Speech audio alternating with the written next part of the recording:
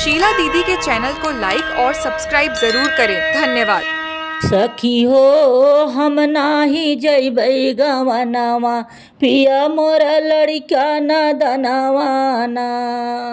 सखी हो हम नाही जइबै गवनवा, पिया मोरा लड़का न दनवाना। बाले ही पन में ब्याह रचाए, बाले ही पन में ब्याह रचाए, बाले ही पन में ब्याह रचाए, नन्हवई लाए गवनवाना। मैया लैके सुतली अपने भवनवा, मैया लैके सुतलिन अपने भवनवा, पिया नहीं आवै आंगनवाना। हो पिया नहीं आवै आंगनवाना। सखी हो हम नाही जइबै गवनवा, पिया मोर लड़का न दनवाना।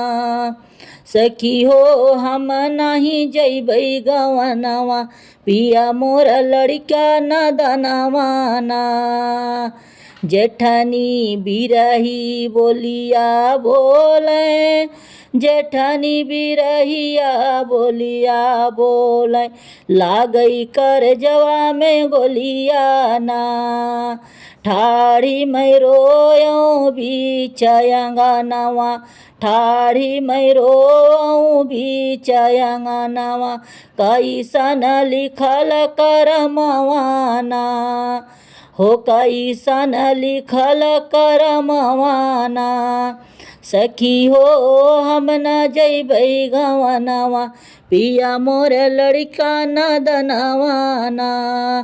सखी हो हम नहीं जइबै गवनवा, पिया मोर लड़का न दनवाना। मात पिता को क्या मैं बोलूं, मात पिता को क्या मैं बोलूं, सोचूं कैसन लिखल करमवाना, सोचूं कैसन लिखल करमवाना। ऐसन बर काहे खोज मोरे बाबा, ऐसन बर काहे खोज मोरे बाबा, पिया रहलन लड़का न दनवाना, पिया रहलन लड़का न दनवाना। सखी हो हम न जइबै गवनवा, पिया मोर लड़का न दनवाना।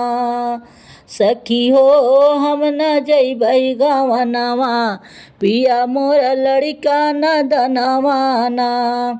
चार सखी मिली पूछै लागी, चार सखी सब पूछै लागी, कैसे के बताऊँ सखी लाज की बतिया, कैसे बताऊँ सखी लाज की बतिया, पिया मोरा लड़का न दनवाना।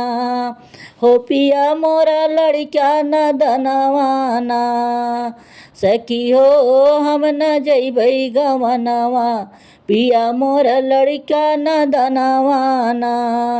सखी हो हम न जइबै गवनवा, पिया मोर लड़का न दनवाना।